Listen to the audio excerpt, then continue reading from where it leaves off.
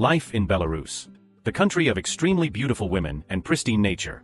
There's a European country where the women are so breathtaking, they consistently rank among the world's most stunning, yet many remain single, and not by choice. Tucked away behind whispers of its Soviet past, this landlocked nation hides secrets most travelers never see. This is Belarus, and what you're about to discover might just tempt you to visit, or never leave. Number 1. Gender Imbalance Crisis. Let's talk about Belarus. Yeah, Belarus. You probably don't even know where it is on a map, do you? It's okay. Most people think it's some leftover piece of the USSR that forgot to join the 21st century. But what if I told you this forgotten little landlocked country is sitting on one of the most jaw-dropping social crises of our time? Women make up 55% of the population. That's not just a number, that's a whole gender imbalance crisis. And here's the kicker, up to 30% of these women are single. Not by choice. Not because they want to focus on themselves. Not because they're too busy building empires or sipping wine with their cats on a Paris balcony. No. They're single because the numbers simply don't work out. You want stats? Here's one for your coffee table. If this trend keeps up, half of the women in Belarus may never get married in the next 30 years. Half. That's not just a dating problem. That's a national emotional breakdown in slow motion. Now pause. Picture this. You're a stunning, educated, emotionally mature Belarusian woman. You've got cheekbones that could cut glass, you read Tolstoy for fun, and your idea of a wild night is solving post-Soviet economic puzzles. But every eligible guy is either taken, emotionally unavailable, or still living with his mom playing Counter-Strike till 3 a.m. That's not a dating pool, that's a dating puddle. And let's be real, men in Belarus? Some of them act like they're doing women a favor by existing. The ratio is in their favor, and somehow they've become lazier than ever. It's like giving a toddler a buffet and then being surprised when he demands cake for breakfast. Meanwhile, incredible women are getting passed over like free samples at Costco. No wonder they're frustrated. And you know what? You should be too. Let me say this louder for the folks in the back. This isn't normal. When millions of women can't find emotionally available partners in a country bursting with culture, tradition, and intellect, that's not just sad. That's a damn tragedy. Here's the wild part. Belarus could be the dating jackpot of Europe, if people actually paid attention. But nope, most Westerners still think it's a Cold War museum with no Wi-Fi. Meanwhile, the women? They've got style, strength, soul, and they're getting ignored like that one WhatsApp voice note you promised you'd listen to 2 months ago.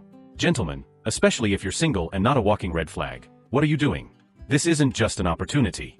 It's a global wake-up call. And for the ladies of Belarus, keep your standards high.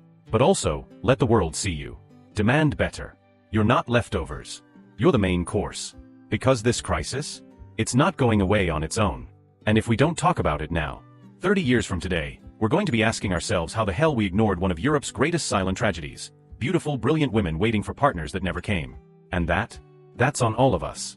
Drop a 1 if you've ever laid in bed wondering if real love even exists anymore.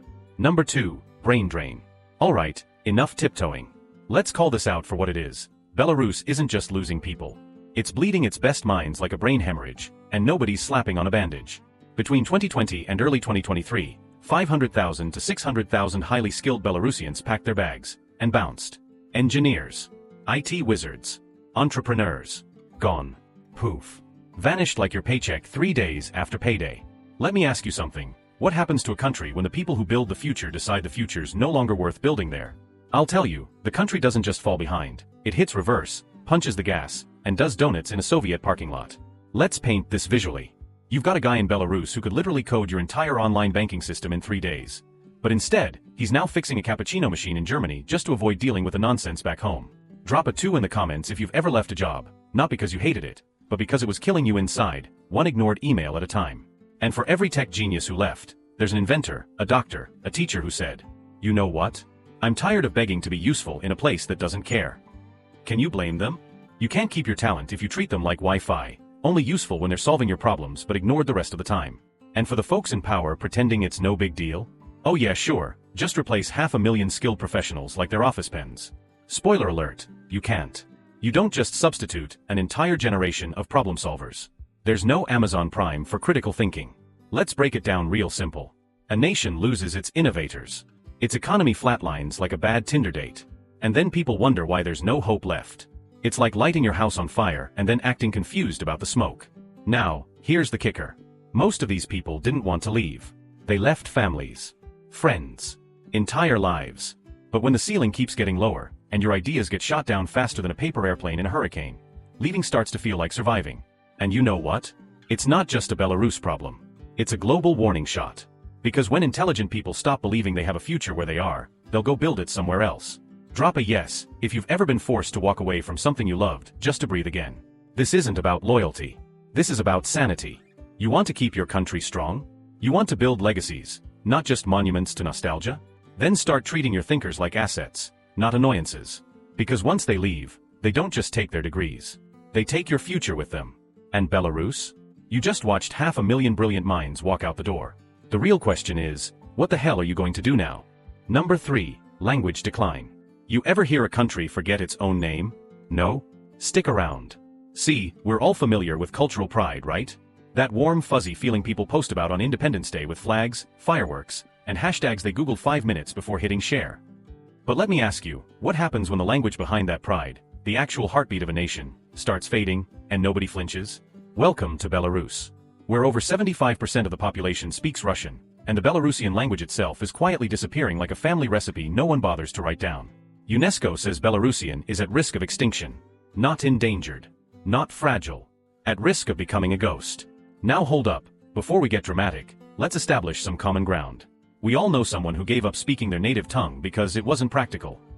Maybe it was you. Maybe it was your parents. Maybe it was that one cousin who suddenly got a British accent after one layover in Heathrow. We get it. It's easier to blend in. Russians everywhere, on the signs, on the money, in the schools, in your grandmother's favorite soap opera.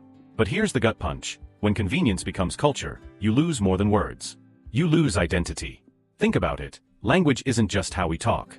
It's how we feel things. You don't grieve in a foreign tongue. You don't whisper I love you in a dialect you barely understand. And you sure as hell don't yell at your kids in a language that doesn't sting just right. So when a nation stops speaking its own language, not because it's banned, but because it's bored, what does that say?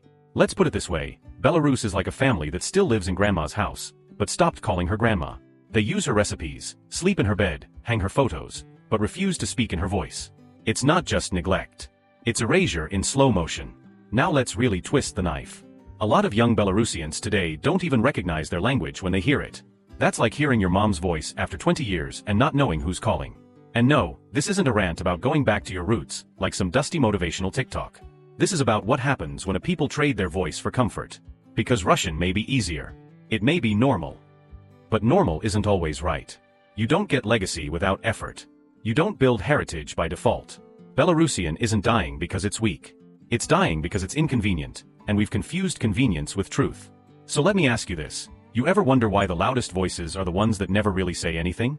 We've turned up the volume on noise, and muted our soul. If that hit you in the throat, drop a 3 in the comments. Let's see how many people are actually listening. This isn't a guilt trip. It's a wake-up call. Because if your language dies, your stories die. And if your stories die, you don't get remembered. You get replaced. So go ahead, speak Russian. Just don't forget who you were, before you forgot how to say it. Number 4, visa-free entry. Let's be honest, most of you scroll past countries like Belarus faster than your ex's new vacation photos. Because it's not Paris, it's not Bali, and it doesn't have influencers doing yoga on rooftops next to avocado toast. But here's something your overpriced Euro trip never told you. Belarus lets you in. No red tape. No complicated forms. No prove you're not a spy interviews. If you're from one of the 80+ countries on the list, you can waltz into Belarus visa-free for 30 days. No stress. Stay 90 days per year if you come in and out a few times. That's 3 full months of your life where you could be living somewhere that feels like time paused just before the world got loud and fake. You ever feel like everything's just noise now? Like every city's just a different flavor of the same overpriced nonsense? Belarus is the country equivalent of turning your phone on airplane mode. It's not dead, it's finally quiet. And yet, you still hesitate. Why? Because Belarus doesn't fit the feed. You can't tag a hotel called Zen Nirvana Bliss. You can't take a photo with a $16 oat milk cappuccino. You're not gonna go viral holding a chicken cutlet in Minsk. But here's the part that stings. Maybe that's exactly what your burnt-out dopamine-drained soul actually needs. Let me guess, you say you want peace, but you keep flying into chaos. You want to disconnect, but still check your screen time more than your bank balance. You crave something real, then chase TikTok cities made for people who can't hold eye contact. Belarus isn't selling a dream. It's offering reality, unfiltered, unpolished, and just raw enough to wake you the hell up. Want quiet forests that haven't been gentrified into walking tours? You'll find them here. Want cities that didn't trade their soul for Starbucks? Still standing. Want people who don't fake laugh at your terrible small talk? Yeah, they exist, and they're not impressed by your NFT portfolio either. But here's the part no one talks about. most of you won't go. Even though the door is wide open, 30-day visa-free wide. Because truth is, we've built lives so numb and overstimulated, that silence feels suspicious.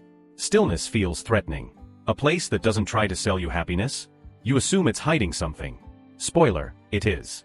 It's hiding sanity, authenticity, actual, human connection.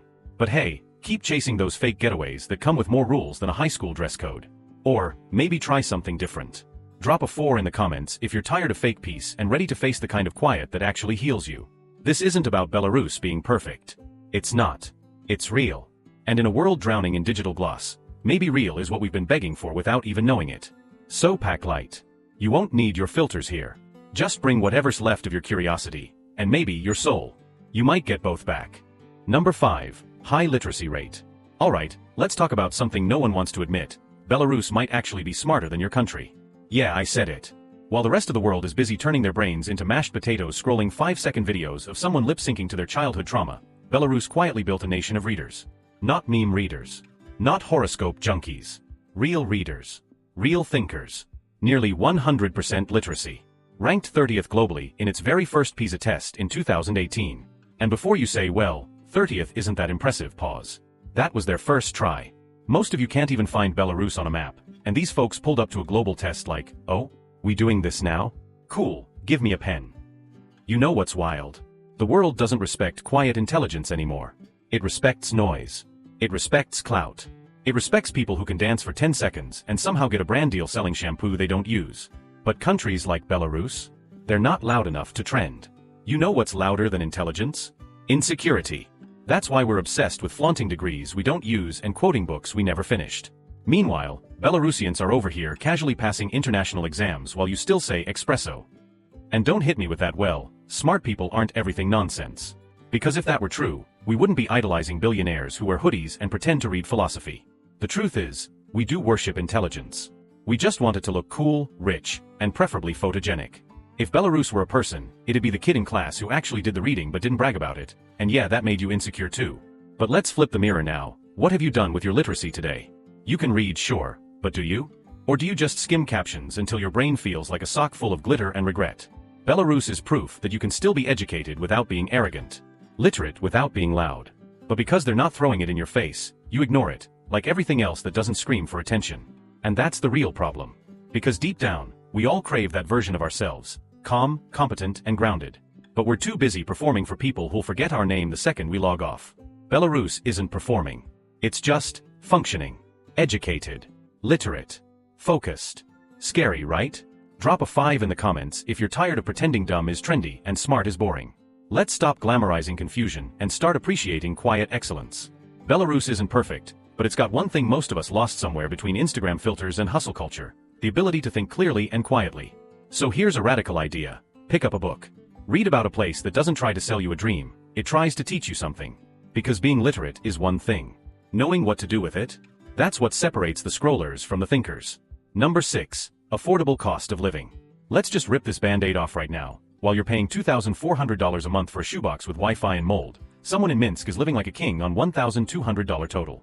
Rent, utilities, groceries, everything. Yeah. A one-bedroom apartment in the capital of Belarus? $300. That's not a typo. That's not a promo. That's reality. You can't even park near downtown LA for that price. Forget renting.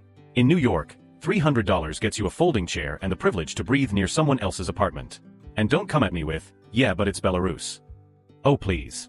You're living in a concrete jungle, working 2 jobs, still eating instant noodles, and you've got the nerve to look down on a country where people aren't working 60 hours a week just to survive? In Minsk, you can live your life for less than what you spend on delivery food and subscriptions you forgot to cancel. Meanwhile, in your city, you're trying to convince yourself that that 420 square feet studio loft with no windows is minimalist, when really, it's just an overpriced storage unit you cry in. You ever stop and ask why? Why did barely getting by become normal? Why is the idea of living alone in peace, without drowning in debt, treated like a fantasy instead of a human right? Let me hit you with this. People in Minsk don't need a roommate who talks to his plants or a landlord who raises rent just because it rained. They just pay their bills and go about their lives. Imagine that. And no, this isn't about glorifying Belarus. It's about throwing a giant spotlight on how delusional our standards have become. Somewhere along the way, we started treating suffering as status. If you're not stressed out, broke, and running on caffeine and resentment, Are you even grinding? Here's a wild idea. Maybe peace of mind shouldn't cost 4 paychecks. Maybe working 50 hours a week just to afford rent and a therapy session because of rent is not the dream life we were promised. Minsk isn't perfect. But it's not gouging its people for the privilege of existence. It's not selling $18 salads to people who make $15 an hour. It's not flexing overpriced misery as ambition.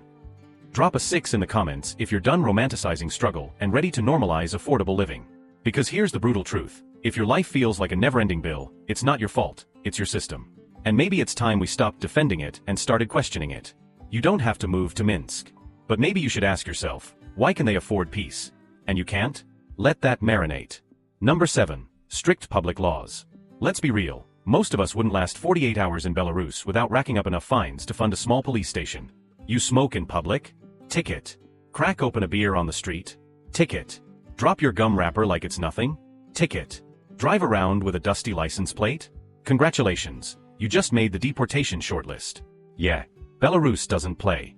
And while you're sitting there thinking, wow, that's a little intense, ask yourself this. When did we start confusing freedom with nobody can tell me what to do ever? Let's not lie to ourselves. We've all seen it. The guy flicking his cigarette but into a bush like he's doing the earth a favor. The woman with her dog off leash in a toddler park because he's friendly. The full-grown adult who treats every sidewalk like their personal trash can. And don't even start on driving. Some of y'all treat your car like a rolling garbage bin with Bluetooth. We don't hate rules. We just hate the idea that we might be the problem. That maybe, just maybe, society isn't crumbling because of corruption or AI or gluten, but because we can't be trusted to behave unless someone's watching. Here's the slap in the face stat. Belarus fines people for driving with a dirty license plate. Not expired. Dirty. Now pause. Because that's either hilarious or genius. What if cleanliness and order weren't just suggestions, but expectations? What if public space actually meant shared space? Not do whatever you want and let the janitor worry about it. Here's the truth no one wants to say out loud. Belarus might be strict, but at least they care enough to enforce standards. Meanwhile, we celebrate individual freedom by letting cities drown in trash and pretending it's all part of the aesthetic. You ever wonder why some of the cleanest, safest, most organized places on Earth have the strictest public rules? Think Singapore. Think Switzerland. Think Belarus. They're not obsessed with control. They're obsessed with respect. And before you say, well that's not fair, it's too extreme, let me ask. How's that no rules, just vibes culture working out for you? You feel safe walking home at night? You enjoy seeing trash nests under bus benches? That freedom tastes sweet, or is it just bitter with a side of apathy? Maybe we need less chaos disguised as liberty, and more discipline disguised as dignity. Relatable truth? Most of us couldn't survive a week in Belarus not because it's too strict, but because we've gone soft. We want the benefits of order without the burden of accountability. And here's your open loop, think about it all night question. Is a fine for a dirty plate really the problem? Or is it the mirror showing us how low we've let the bar drop? Let that one marinate while you go rinse your license plate. Or don't, just know Belarus is watching. Number 8. Nightlife scene. Let's be honest, most of you wouldn't know what to do with a real night out anymore if it slapped you across the face in a glitter jacket. Your idea of fun is microwaving leftovers, watching Netflix in a hoodie that hasn't been washed since your last breakup, and doom scrolling through strangers' vacation reels like it's a personality trait. And yet, deep down, you miss it. The chaos. The sweat. The music that slaps your chest harder than life ever did. The version of you who danced without thinking about rent. Yeah, that one. Now buckle up, because I'm about to show you a place that still gets it. Zabitskaya Street. Minsk, Belarus. Where the cocktails are $5, the cover charges are non-existent, and the parties don't even yawn until 4 in the morning. You heard that right. $5. In your city, that buys you half a latte and the barista's pity. But in Minsk? That gets you a full cocktail, an actual DJ who's not just some guy named Carl with a playlist, and a club so packed with life it makes your hometown happy hour look like a PDA meeting. And here's the kicker, you don't need to be rich to enjoy any of it. No overpriced dress codes, no velvet ropes guarded by bouncers who think they're MI6 agents, and definitely no $22 gin and tonics served in jars for vibes. In Minsk, nightlife isn't exclusive. It's available, accessible, real. No staged Instagrammable nonsense. No influencer lighting. Just you, the beat, and the blissful chaos of people who still remember how to let go. You ever wonder why the happiest people you know have dead eyes and motivational quotes taped to their laptops? It's because they haven't felt anything in years. Minsk fixes that. Fast. This isn't let's go out for one drink and talk about taxes. This is we're dancing until our knees file a formal complaint. You show up on Zabitskaya Street and suddenly remember what your body was built for, movement. Not office chairs. And let's talk energy. These people don't do casual hangouts. They show up ready to party like they've got nothing left to lose and everything to forget. Because they kinda do. And isn't that the most human thing of all? Let me hit you with a painful truth. You didn't stop going out because you grew up. You stopped because the fun got too expensive, too complicated, and too wrapped in pretense. Minsk stripped all that garbage away. It's not party culture, it's liberation with a dance floor. So the next time you're staring at your calendar trying to remember the last time you felt alive without needing a therapist, think of Minsk. Think of a place where fun isn't a luxury, it's a lifestyle. Where you can actually hear music in your bones and not just your AirPods. Where your phone stays in your pocket because real life is finally more interesting than the feed. And ask yourself, are you still young at heart, or just professionally exhausted? Because Minsk will call your bluff. And it'll do it with $5 cocktails and bass lines that don't ask for permission. Say enough if you miss the kind of night that leaves you hoarse, sweaty, and somehow, healed. Number 9. Potato culture. Oh, so now we're just casually tossing around 300 traditional potato dishes, like that's normal behavior? Like that's not the culinary equivalent of having trust issues? Let me get this straight. Belarus isn't just a top 7 potato producer. No, that's too tame. Belarus looked at the humble potato, the beige ball of edible sadness, and said, yes. You're the blueprint. You ever stop and think how ridiculous that is? 300 potato dishes. That's not a menu. That's a cry for help wrapped in mashed guilt and deep-fried childhood trauma. And I know what you're gonna say, but potatoes are versatile. Oh please. That's the same excuse people use to stay in toxic relationships. Yeah, he's a narcissist, but he makes me laugh. Potatoes are the clingy ex of the food world. They show up in everything. Mashed, fried, stewed, baked, liquefied into vodka when the pain's too real. Let's be honest. If you're eating that many potatoes, something emotional is going on. Potatoes are filler food. They fill your stomach the way Instagram fills your self-worth. Temporarily. And then boom, you're back to scrolling and back to starch. Now here's the kicker. Belarus didn't just accept the potato life. They embraced it like a security blanket. This isn't just dinner. This is identity. This is national pride tied to a tuber. Meanwhile, the rest of the world is flexing their truffle risottos and hand-rolled sushi, and Belarus is like, behold, our 297th take on the boiled potato. But you know what? Maybe they're onto something. Maybe the potato is the most honest food there is. No flash, no fake toppings, just bland, reliable comfort, like your aunt's advice you didn't ask for, but somehow needed. See, while we're over here dropping $18 on kale that tastes like punishment, Belarus is surviving winter with a sack of potatoes and enough recipes to keep things interesting. They turned a famine food into a culinary flex. That's not just survival, that's spite-powered innovation. You ever had a bad day and reached for a quinoa salad? No. You reach for fries. You drown your emotional damage in loaded potato skins and pretend your life is under control. So maybe Belarus isn't crazy.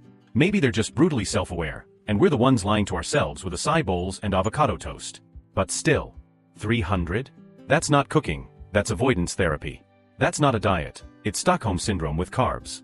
Here's the brutal truth you don't want to hear. Potatoes are just like most people's life plans. Safe, predictable, and beige as hell. You can dress them up, but deep down you know they're still just potatoes. So drop a potato in the comments if you're tired of pretending quinoa changed your life, and ready to admit potatoes were the real ride or die all along. Belarus didn't just make it work, they made it sacred. Respect that. But also, maybe check on them. 300 potato recipes might be a flex, or it might be a food-based cry for help. Number 10. UNESCO World Heritage Sites. You ever notice how everyone's out here drooling over the same 5 European landmarks like they're some kind of sacred pilgrimage? Oh wow, another picture of the Eiffel Tower. Groundbreaking. Let me guess, you stood in line for 3 hours, paid $30 for a soggy crepe, and took a blurry selfie next to 400 other exhausted tourists pretending to feel inspired. Cute. Real cute. Meanwhile Belarus, is over here flexing castles so historically rich, they make your little Euro trip look like a mall field trip. Ever heard of Mir Castle? Or Nesvish Castle? Probably not, because your travel influencer overlords never told you to care. But let me open your eyes, since no one else will. Mir Castle is a freaking Gothic fortress dipped in Baroque and Renaissance flair, like if Dracula had a Pinterest board and excellent taste. And Nesvish? It's not a castle, it's a time travel machine disguised as architecture. You walk through those halls and feel your imposter syndrome take a seat because this is real culture. Not the knockoff stuff you pretended to care about in Prague because your Airbnb host recommended it. And guess what? These 2 gems are UNESCO World Heritage Sites, which in case you've been too busy staging candid travel shots, actually means the entire planet agrees they matter. You think UNESCO is out here handing out awards like participation trophies?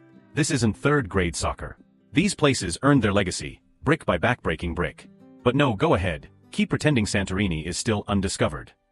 Keep pretending the Colosseum is romantic and not just a broken stadium where lions used to eat people. Meanwhile, Belarus is offering you castles with actual soul, and you're too busy chasing overpriced gondola rides in Venice that smell like disappointment and sewage. You know what this is really about? It's not that Belarus isn't beautiful. It's that it's not trendy. You're too scared to go off script. Too conditioned to follow a bucket list that some bored intern at BuzzFeed wrote 6 years ago. You want adventure? You want culture? Then grow a spine and explore something outside your social media echo chamber. Mir and Nesvich aren't just Instagrammable. They're monuments to survival. These buildings have outlived empires, invasions, dictatorships, and yes, even your attention span. They were here before you learned to pronounce quinoa, and they'll be here long after your travel blog dies of neglect. So don't tell me you're a traveler if you haven't stood beneath their towers and felt what real history tastes like. Don't call yourself cultured if your idea of Europe ends at croissants and fake gondoliers in striped shirts. Drop a crown in the comments if you're done chasing tourist traps and ready to walk where kings, queens, and conquerors once stood, not for the photo, but for the damn truth. Belarus doesn't need to scream for attention. It just stands, quiet, proud, ancient, while the rest of the world keeps yelling about places that forgot how to matter. Number 11. Death penalty. Let's not pretend. Most people love justice. As long as it comes with a 30-day refund policy and a cute Netflix documentary. Everyone suddenly woke about crime and punishment, until it involves actual consequences. Real ones. Like, death. Yeah, remember that thing? Not the dramatic breakup kind. The real one. Belarus hasn't forgotten, because while the rest of Europe moved on, Belarus is still in 1993 handing out death sentences like expired coupons. You ever wonder why no one talks about Belarus at dinner parties? It's not just the name confusion. It's because Belarus still pulls the lever. Literally. While Europe was busy banning plastic straws and building floating yoga studios, Belarus was like, nah, we're keeping the firing squad warm. Here's the kicker. Belarus is the only country in Europe still enforcing the death penalty. Not one of the few. The only. That's not edgy. That's stone-cold institutionalized finality. And it's not ancient history. This isn't some dusty Cold War trivia. It's now. Right now. But hey, let's keep pretending we're also evolved. As if modern nations don't still flip the off switch on human lives behind cement walls and bureaucracy. Belarus just isn't subtle about it. You know that vibe when someone skips the "I'm fine" and goes straight to "here's why I hate everything"? That's Belarus. No fluff, no sugar. Just death row and zero apologies. Let's be real, most people can't even cancel a gym membership without crying. But Belarus? Belarus doesn't blink. They've got a system where you might not even get to tell your family goodbye. One day you're convicted, next day, silence. That's it. No tweets. No final Instagram story. Just, gone. Poof. And while we're all out here romanticizing Europe, buying overpriced baguettes and dancing under fairy lights, Belarus is over there sharpening the axe no one talks about. Now here's a little mental gut punch for you. More than 400 people have been executed in Belarus since 1991. Quietly. Efficiently. With all the PR finesse of a boot to the face. Let that marinate. Still think it's just a cute little Eastern European stop on your travel vlog route? Nah. Belarus is the reality check no influencers prepared to explain. It's the part of Europe that didn't get the rebranding memo. It's where justice doesn't come with a TED Talk or a redemption arc. You want the truth? We're not civilized. We're just better at pretending. Belarus just skipped the pretending part. So next time someone tells you Europe's all about progress, brunch, and human rights, ask them what they know about Pishilovsky prison. Ask them if they've ever seen a country look modern on the outside, while still carrying out executions like it's a Tuesday. Drop a question mark in the comments if this shook your view a little. If you're tired of sugar-coated facts and ready to talk about the stuff that actually matters, not just what looks good on a tote bag. Because the world isn't divided into good and bad countries. It's divided into those who hide their truths, and those who sign them in ink. Number 12. Strong dairy industry. Let's be honest for once. Most of us can't even commit to drinking water daily, and somehow we're shocked that we're tired, moody, and aging like avocados left on a dashboard. Meanwhile, Belarus, yes, the country most of you couldn't find on a map if your rent depended on it, is out here casually flexing a dairy industry so elite it might actually be the real fountain of youth. You want a wild fact? Belarus is Europe's largest producer of dairy products. Not France. Not the Netherlands. Belarus. Let that sink in like expired oat milk. While we're out here choking down overpriced almond foam and pretending it's milk, they're drinking the real deal, and living past 80 like it's a group project they actually cared about. But go ahead. Keep pretending kale smoothies and $40 probiotic shots are what's keeping people alive. Belarus said, "Hold my milk," and backed it up with stats. Long life expectancy? Check. Solid public health? Check. Low-key global dairy dominance? Check. Meanwhile, most of us have stomachs so wrecked from TikTok diets and emotional eating, one slice of real cheese sends us into an existential spiral. You ever wonder why people in some parts of the world age like wine while we age like bread left open overnight? It's not just genetics, it's lifestyle. And in Belarus, that lifestyle is thick, creamy, and possibly handmade by someone named Olga who still milks cows by hand and judges your life choices with one eyebrow. And don't romanticize it either. This isn't some rustic cottagecore fantasy. It's industrial. It's efficient. And it's unbothered by your lactose intolerance. Belarus doesn't care if you think dairy is problematic. It cares that its citizens are alive, walking, and not having meltdowns because their favorite oat creamer sold out. Here's the gut punch. We've replaced real food with labels. Organic. Vegan. Gluten-free. Meanwhile, Belarus is over there like, we make milk. It's good. Drink it. And it works. Simplicity wins, again. We're not tired. We're malnourished with a superiority complex. And you know what? Dairy is the perfect metaphor for everything wrong with modern living. It's rich, ancient, deeply nourishing, but somehow we villainized it because it doesn't fit into our overpriced cleanse schedule. We treat milk like a toxic ex, used to love it, now we act like it ruined our lives, but secretly, we miss it. Now imagine being a country that never left it in the first place. Belarus didn't ghost dairy. It married it, raised kids with it, and is now living a stable, fulfilling life while you're crying in your fridge at 2 a.m. with your sad almond yogurt. Drop a 12 in the comments if you're ready to admit milk never did you dirty, your trend chasing did. Because here's the truth nobody's saying out loud. You don't need another diet. You need a Belarusian babushka who slaps the sugar out of your hand and hands you a glass of raw milk and purpose. And guess what? That might just keep you alive longer than your gym membership. Number 13. Harsh winters. Alright, let's get this out in the open before you pretend you're totally okay with it while clutching your pumpkin spice latte. Belarus winters? Brutal. Like, you're questioning every life decision that led you outside. Brutal. January doesn't just drop the temperature, it slaps you with a frostbite threat that makes your face hurt before you even step outside. We're talking below -20 degrees Celsius. That's not cold. That's hostile weather. The kind of cold that sneaks under your skin like an uninvited guest who's decided to stay forever. Here's the truth you don't want to hear but can't stop thinking about when your cheeks feel like they're about to shatter into icicles. If you're planning a trip to Belarus and you imagine some cozy European winter wonderland, you're deluding yourself harder than you delude yourself into thinking kale chips are a treat. Spring and fall? Now those are the seasons that don't hate you back. They're the quiet neighbors who let you breathe without trying to kill you with hypothermia. But January? It's the weather version of a relentless drill sergeant who forgot what empathy means. You're not just cold. You're surviving cold. Like the kind of cold that makes you question if your one life jacket, your coat, is actually a life sentence. And don't even get me started on the psychological toll. We're not tired in Belarus. We're numb.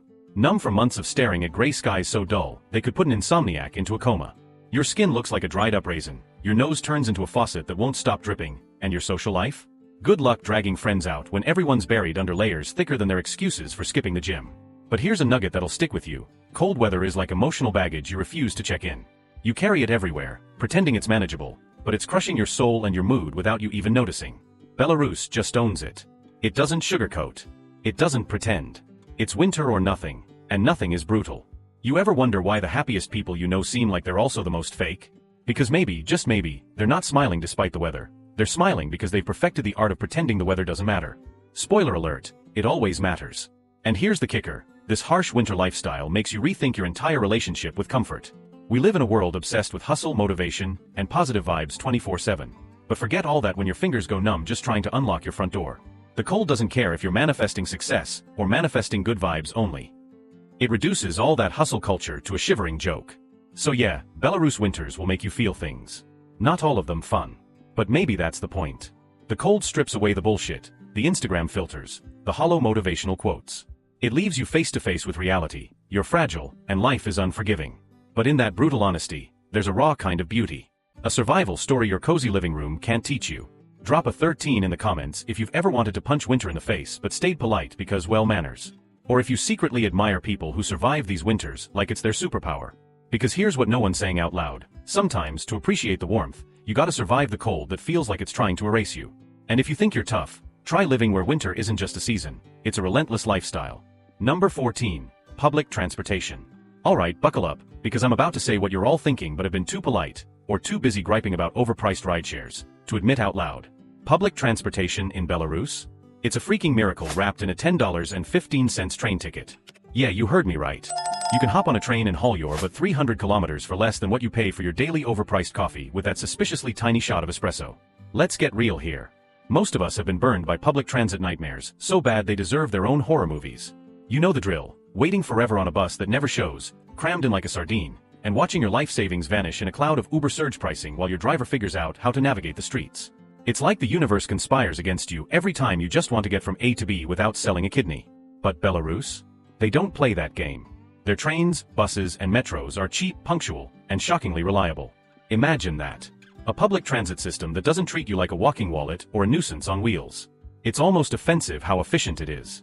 Like they're trying to rub it in our faces. Seriously, paying $10.15 for a 300-kilometer train ride is the kind of deal that makes you suspicious. Where's the catch? Is there a secret handshake required to board? Do they make you sing Bohemian Rhapsody on the platform before you get a ticket? Nope. It's just normal life there. Meanwhile, you're probably paying twice that to get stuck in LA traffic for an hour and a half. Here's the kicker. The system is so widely used that people actually want to take it. Shocking, right? People choosing trains and buses over the comfort of their cars. It's like witnessing Bigfoot riding the subway. So rare, yet so necessary. Now let me hit you with a metaphor that's going to slap you right in the face. Belarusian public transportation is like that dependable friend who always shows up on time, helps you move your crap, and never asks for anything in return, while the rest of the world's transit systems are the flaky pals who ghost you every other week and show up drunk with your neighbor's cat. But here's a question you've been too afraid to ask yourself. Why do we accept anything less? Why do we live in a world where getting around costs an arm, a leg, and a small fortune in patience? The truth is, most public transit is a mess because nobody cares enough to fix it. We're so busy complaining about everything else that we forget this is basic human dignity. The right to move freely without feeling like you're robbing a bank every time you buy a ticket. So yeah, let that sink in. Belarus, with all its quirks and flaws, has public transportation dialed in better than many countries that brag about their advanced infrastructure. They're running a system that's affordable and punctual while the rest of us are stuck arguing whether the bus will come before or after the apocalypse. Drop a 14 in the comments if you've ever wished your daily commute didn't feel like a test of your soul. Or if you secretly dream of hopping on a train that treats you like a passenger, not a walking ATM. Because here's the brutal truth. We settle for less because we think that's all we deserve. But maybe, just maybe, it's time we demanded better. And until then, let's at least admire the places that actually get it right, even if it makes us look bad. Number 15, Unique Festivals. Listen up, because I'm about to blow the lid off something that most people casually scroll past like it's just another festival post on Instagram. Belarus has these festivals, Kupala Night and Maslenitsa, and if you're not paying attention, you're missing out on some of the most brutally honest, wildly magical traditions that this planet has to offer. And yeah, I'm mad about it. Mad that most folks don't even know what the hell they are. Kupala Night? Oh, just a casual night of fire jumping and mythical forest flower hunts. You know, the kind of stuff that makes your average Saturday night at a bar look like a toddler's birthday party. Fire jumping. Not that fake Instagram influencer watch me jump over a candle nonsense, but the real ancient, if you screw this up, you might actually get burned kind of fire jumping. This isn't your typical light a sparkler and call it a party. It's primal, it's raw, and it's the kind of tradition that's been around longer than your favorite fast food chain. Probably longer than most of your ancestors. And then there's Maslenitsa, Pancake Week. Now before you roll your eyes and think, oh great, a week dedicated to carbs, let me stop you right there. This isn't just a fluffy excuse to binge on pancakes, although yes, pancakes are involved, and if you don't love pancakes, you might be a secret robot. Maslenitsa is a celebration of the changing seasons, of saying goodbye to winter's icy grip with more style than your average snowman meltdown. Imagine a week where the whole country is basically throwing the biggest, tastiest, most ridiculous pancake party you've ever dreamed of, and they do it with a depth and history that makes your pancake Sunday brunch look like a sad microwave meal. Now I know what you're thinking, geez, these sound cute and all, but what's the point? The point is, while the rest of the world is busy turning traditions into sanitized, hashtagged, commercial events, Belarus is holding on to the real, gritty, fire jumping, pancake flipping, forest hunting roots of their culture. And that's something we should all be furious about, not because they're doing it, but because we've lost that raw connection to something real in our own celebrations. Here's a metaphor to chew on. Belarusian festivals are like that old dusty vinyl record your grandparents swear by, full of crackles, stories, and soul, while the rest of us are stuck streaming the same forgettable playlist on repeat. These aren't just things to do. They're full throttle, no bullshit celebrations of life, nature, and the human spirit. But let me ask you, when was the last time you saw a festival that made you feel like you might actually discover a mythical flower or that you could jump through fire and come out stronger? When was the last time a celebration made you pause, stare at the sky, and think, yeah, this is real life. This is magic. Spoiler alert, it's probably been a while. So next time someone tries to sell you another festival that's really just an excuse for overpriced drinks and tired pop music, remember Belarus. Remember the fire jumpers and the pancake warriors who aren't afraid to celebrate with actual meaning. Drop a 15 in the comments if you're ready to ditch the fake and embrace the fierce. Because honestly, we need more festivals like these, raw, real, and unapologetically alive. And if that makes you uncomfortable, well good. Maybe it's time to get comfortable being a little uncomfortable. If you're still scrolling past videos like this without hitting like or subscribing, you're missing the damn point. Yes, you, the one pretending you don't care about exploring places that aren't just shiny postcards or Instagram bait. Here's the brutal truth. Most travel content is fluff, a snooze fest wrapped in pretty filters. But not here. Not on Direction X. We dig into the grit, the weird, the wild corners of the world nobody else has the guts to talk about. So if you even think about traveling or moving somewhere like Belarus, yeah, that place with fire jumping and pancakes that actually means something, drop a comment. Because guess what? The coolest adventures aren't about comfort zones or safe bets. They're about breaking the damn mold and waking up to the real world. Like, subscribe, comment, or keep watching reruns of the same boring crap. Your call.